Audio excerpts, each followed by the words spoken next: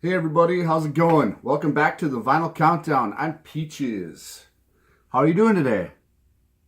I'm okay. I'm hanging in there. But I guess you guys knew what was coming up pretty quick here. Yes, it's the dreaded K's of the metal collection. But first, why are they dreaded? I don't know. There's a lot of stuff in the K's. You know that four-letter word like Kiss.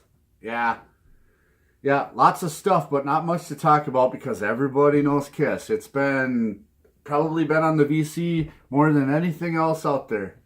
And so I'm going to go through mine. I'm going to make it quick. Hopefully. I got a stack of K's here like 5 inches thick. So, yeah, from the 80s metal collection. Some of it's, creeping into the 70s, whatever. But it's primarily my collection is 80s metal. And I'm not really going to sit there and separate, okay, if you're 1979, you're out, of the bin. I kind of don't do it that way. I try to keep it separated, though. But what are we going to do today besides the K's of the metal collection? Well, first let's start out with a new term that I've learned that I don't know if you know about from the vinyl community called Nawagata Kara.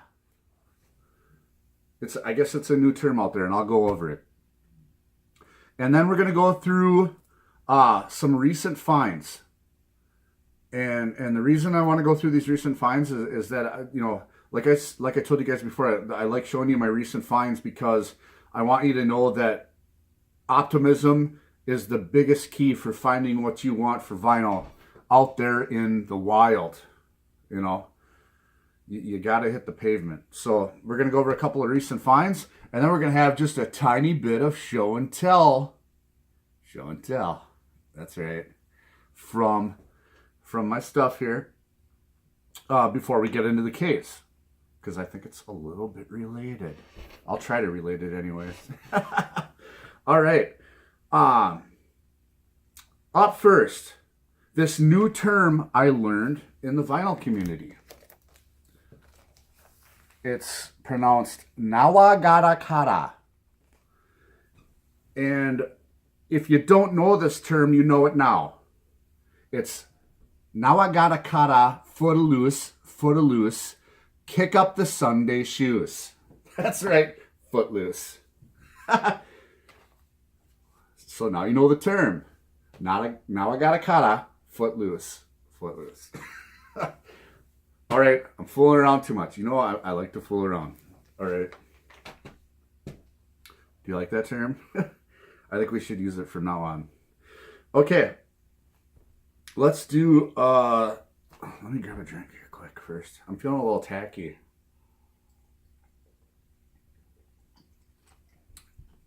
I just had a piece of that.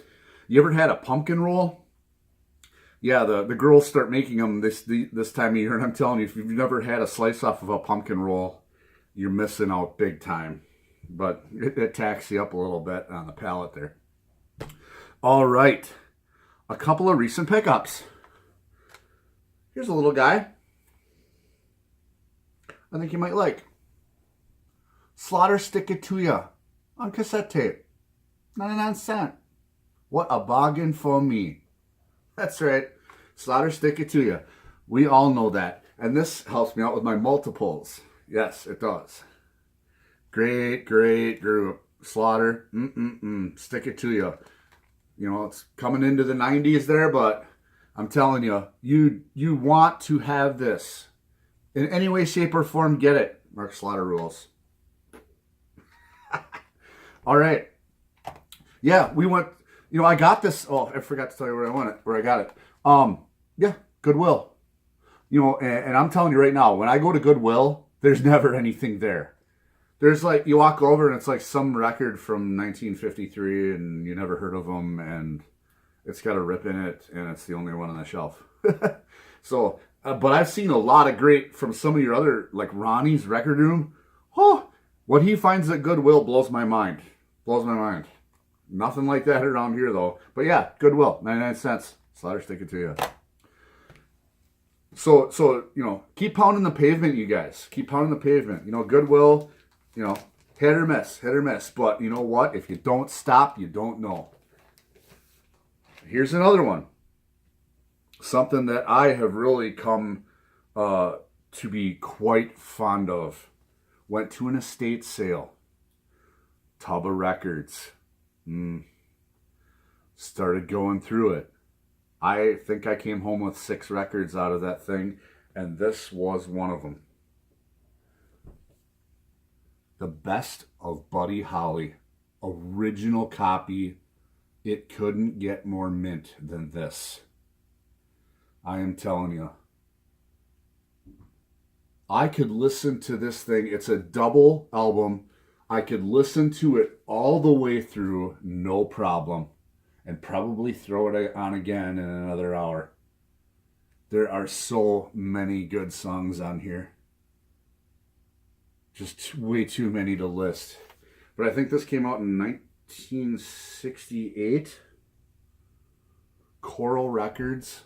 You can see up in the corner there. And on the inside is really neat. When you open the gatefold, you come up to like this little, see if I can handle this here. It's got really nice color. You know, it's got that real, almost like a 50s vibe to it. And then you can turn here. You can turn the page and start reading up on more about Buddy Holly. But yeah, these, I'm telling you, you open this up and slide one of these out, look at those original inners. They are flat as a pancake, almost looking like the day that you bought them. And the vinyl too, it is just immaculate. And you look on Discogs, starting out this thing is like $30. Definitely $30. And I found a bunch of other stuff in there, like Frank Sinatra. I found Air Supply's Greatest Hits hype stickers still in the cellophane. Yeah, if you don't have that one too, Air Supply's Greatest Hits. I didn't pull it out today, but whew, it's like Chicago 17. Just give you goosebumps. But yeah, Buddy Holly, the best of 1968. Holla, $2. $2 at an estate sale. Minimum $30 album. That's according to Discogs. All right, that is a couple of pickups. You know, whether it's an estate sale, whether it's a garage sale, whether it's an antiques mall, you guys just keep hitting it. You know, and make a day of it. Just pick a town or pick a highway and go down that highway. And then as you're going down that highway, go into your, your Google and say antiques malls or antique stores, and it will give you a list of every single store as you're going down the highway, and go out an hour and a half and come back at night. I'm telling you, if you hit a mall, you're gonna be happy. All right, next up, show and tell. Show and tell is the bomb. All right, we're doing the K's today. And what do you think of when you think of K's when it comes to the metal collection or the hard rock collection? It's Kiss. And when you think about Kiss, what do you think of? I know what I think of. Huge explosions. Yes. This is a t-shirt from the Atomic Museum in Las Vegas, Nevada. If you are down there and you want to do something really boring but really explosive, yeah. Go down to the Atomic Museum in Las Vegas, Nevada if you're down there. It's a really neat place. You can go on a big, huge tour of the place, and they got a whole bunch of really cool artifacts. And I got this little guy down there. I don't know if you can see what that is, but it's a little fancy little box. And up here, you'll see there's a little, looks like a green rock. What that's called is trinitite. Trinitite was the byproduct of the first Trinity bomb test, atomic bomb test, way back in, 1945. It was the first test. And this little rock is what happened is when the bomb went off, it took the sand and it got it so hot, it melted it into like a green glass. And this is a little piece of that green glass from Ground Zero, from the Trinity test in 1945. It doesn't get any better than that. Wow. Kiss and explosions. Yeah. All right. Well, that was show and tell this week. Hope you liked it. Now let's get into this big giant stack of K's. All right. Here is one that I have never seen in the vinyl community. I've seen a couple of things from these guys, but I have never seen this one.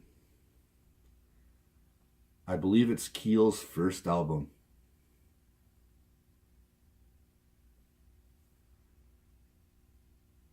I think he's got a handle on things.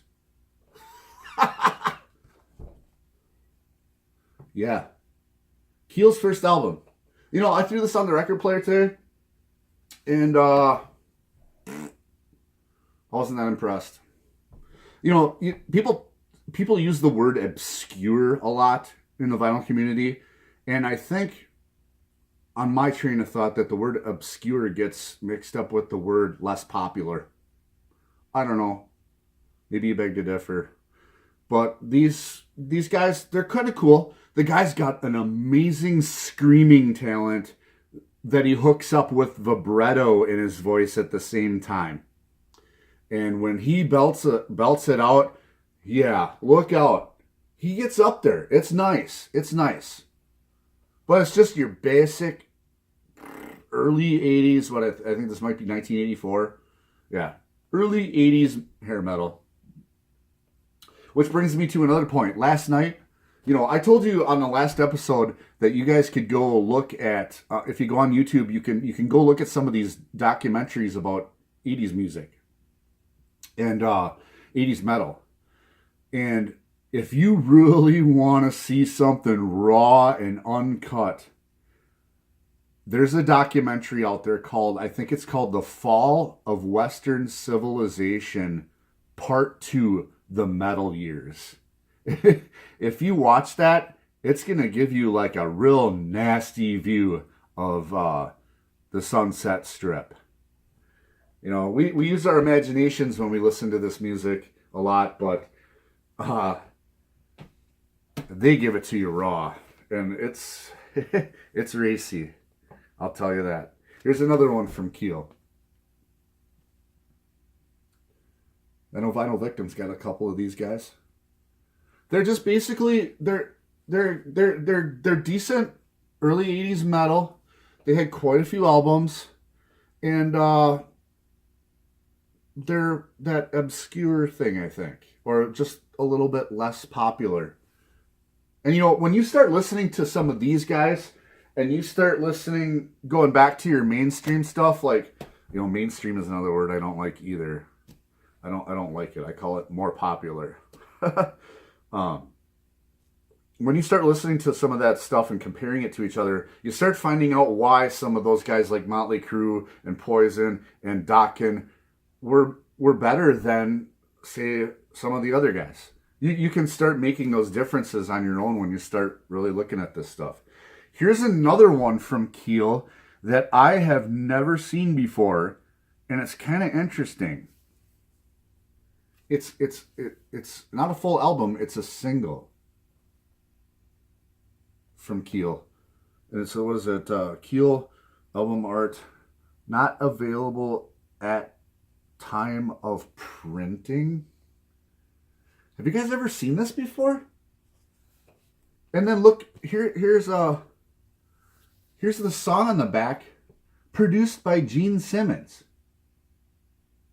Interesting. He must have seen something in these guys. Yeah, produced by Gene Simmons.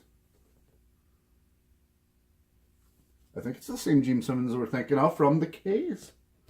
Definitely. But if you guys have seen that, let me know. Is that some rare deal or something? I don't know. I saw it, I picked it up, I threw it in the cart. Okay, that's enough for Keel. Let's go on to another guy. Here's another less popular, but you know what? I like them. I think they're better than Keel. I think they got a lot more going on. Kickaxe.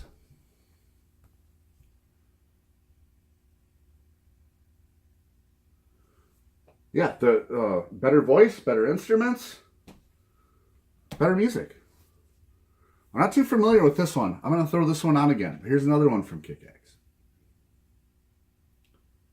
You know, these are less popular albums, but definitely worth, you know, if you're going to have an 80s metal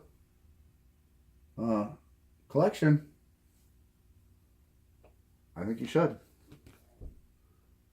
Yeah, I got to throw this one on again. I don't remember too much from this guy. That's why we have our collection, right? To explore and have fun. Here's another one. Still sealed. Kingdom Come. My wife really likes these guys. And we found this, you know, like I said, keep digging, keep digging. Green Bay Record Show. I don't know what it was, $6, $7? Green Bay Record Convention. It was probably, what, 3 weeks ago? Yeah.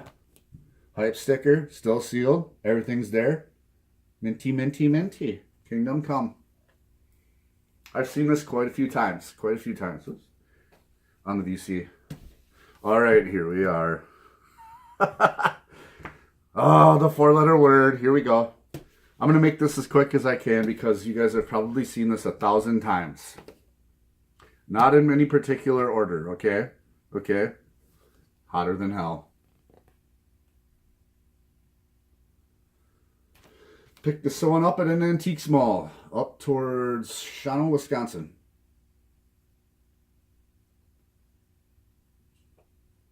They have a Dukes of Hazzard General Lee car plastered right on the side of the building. I mean, an actual car. At this antiques mall. Here was the big one from when I was growing up. I told you about this in other videos. Kiss Animalize, or what we called it, Animalizer. Animalizer. My greatest, funnest tune on here, Heaven's on Fire. Definitely Heaven's on Fire. Super get up off your seat and go. All right. Kiss Destiny. You know, and I do not claim at all to be an authority or a super collector of this Kiss stuff. I treat it like I do Iron Maiden. And that is, hey, if I find it cheap, I will get it. But I don't want to fall too far down the rabbit hole. And from the pile here, it might seem like it's too late.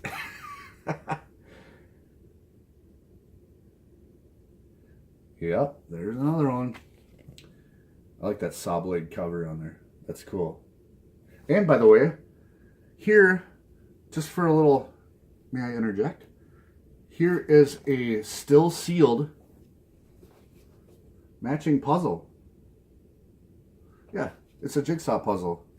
I don't know how many pieces it is. It's 19 by 19.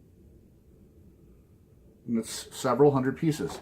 Still sealed from, I think it's, this one was manufactured in 1995, if I'm not mistaken. But yeah, cool, huh? I just got it sitting on the counter. Found it in a little store underneath the street down on the river in Minnesota. Turning over every rock, every single rock. All right, this is the one my wife wants to put on the wall. She loves that picture. Loves that picture. She wants to get the little 12-inch frame and put it next to all of our other goodies on the wall. And we can do that. We can do that. I'm not against it. What a great cover. Love that. And this is the original embossed. This is not the second, you know, I think it said something up here maybe on the second printing or whatever, but this is the embossed cover. It's got you can feel the Kiss on there. Feel the Kiss. All right. Asylum.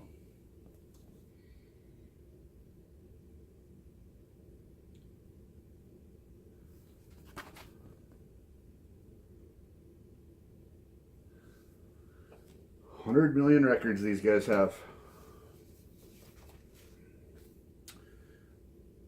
Kiss Alive 2. Not bad. Not bad at all.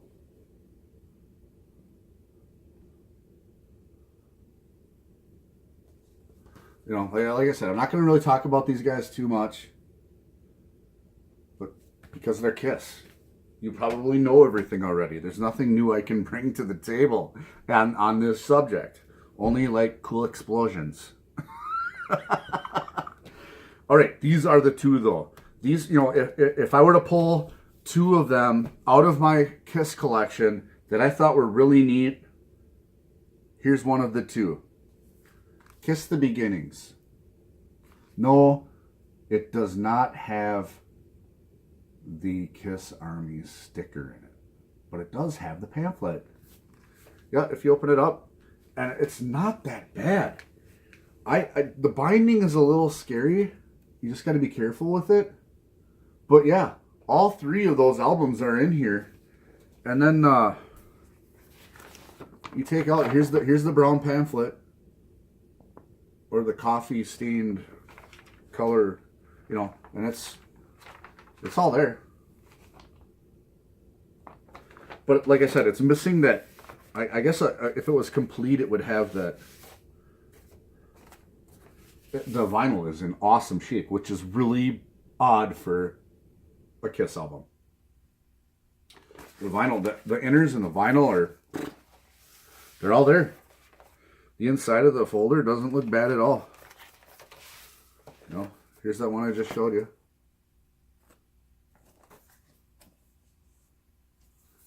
Yeah, inner sleeves look awesome. It's got the pamphlet. I'm happy with it. We got an awesome deal on it. It was another one of those deals with the half price books coupon.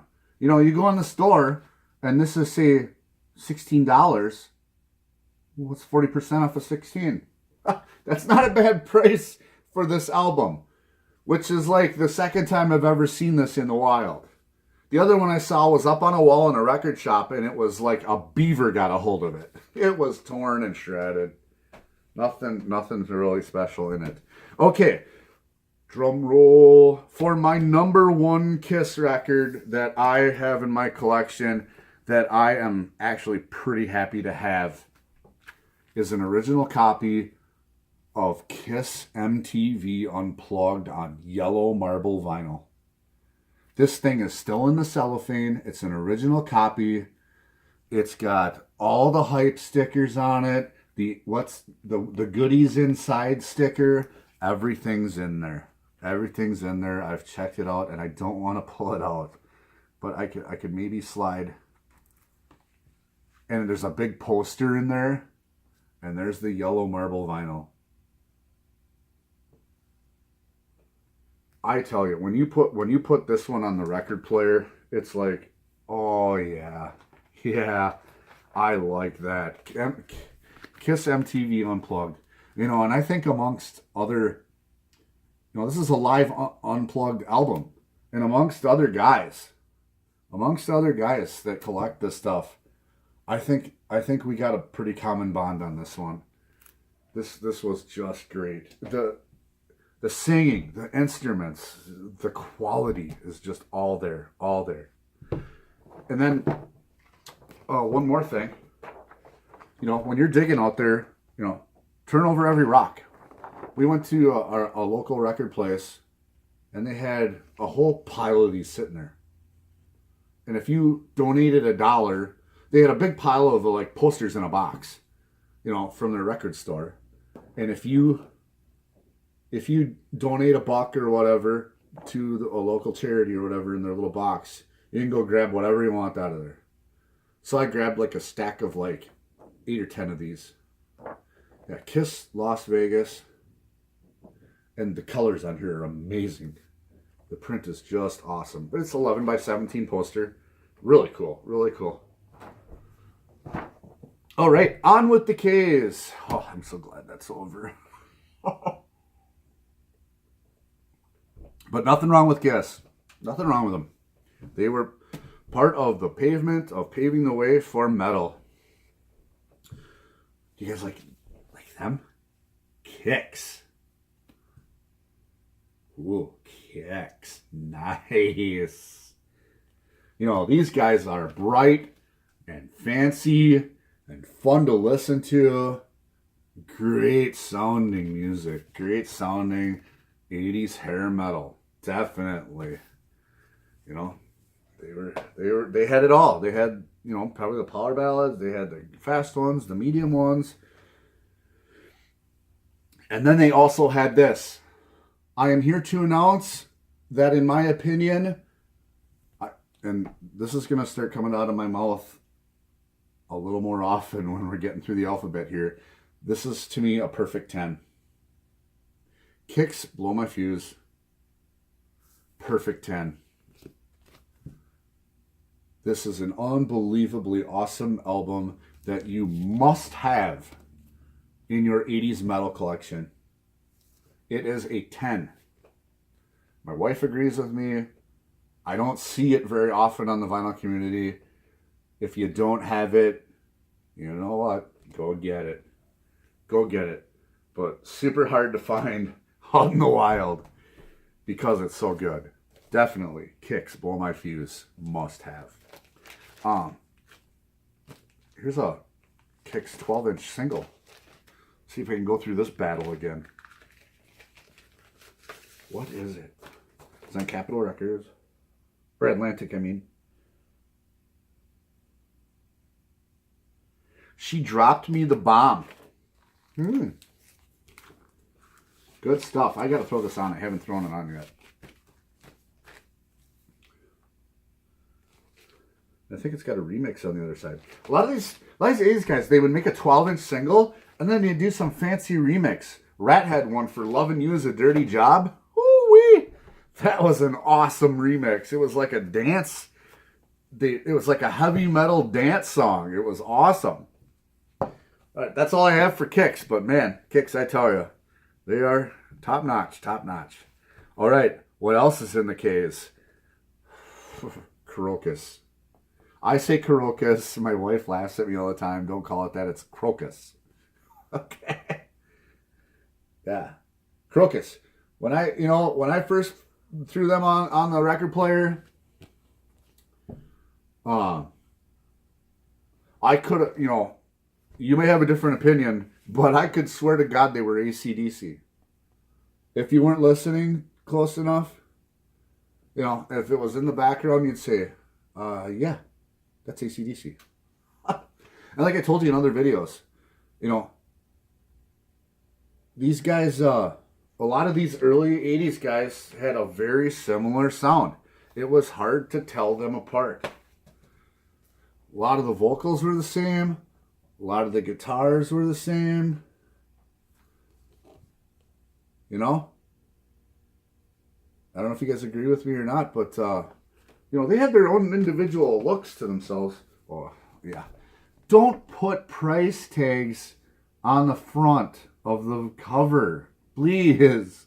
If you sell records, don't price them like this. That was an accident. And then you try using that Gooby Gone, and it's like, what? No. If you like album covers that look like grease. All right, here's another one. Here's another one from Crocus. Whew. Here's another band. You could listen to all their albums in 3 weeks. But they're very good. They're very good. Go out. These are probably some of the most easily, in my region, these are probably some of the most easily found metal records. Crocus. I mean, I go to multiple stores in multiple areas, and you can pick them up one at a time. One store might have this one store might have that one, la la. But to come up with a nice collection of Crocus, really good prices, and availability is still out there for this stuff.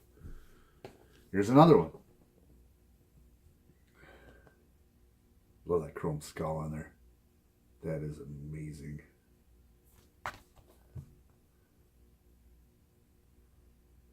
Yeah, look at that hair. Yowza. They got their little Their little skull faces. Did you see that? Little kiss action there for the K's on Carocas.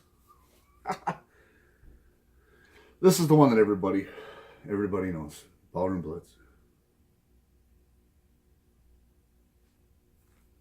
I can't remember. Do they have a different singer? Is it a different singer in this one? Or isn't it? No, I can't remember. But that's part of having a collection. You get to look up these fun little tidbits of things that you question at a later time and date. All right, Ballroom Blitz. Everybody knows that one. You look up the song, you'll know what it is. Ballroom Blitz. Dun, dun, dun, dun. Here's another one. They had some really interesting front covers. Everything had to do with fire and brimstone type manufacturing. Or something on fire. Or something that wants to be on fire or was on fire. There's a lot of fire in the K's. A lot of hotness. All right. And here's the last one from Carocas. Screaming in the Night. This is not the album. This is a 12-inch single. What would you call it? An EP or something? Look at that album art. Oof. That is some darn good album art.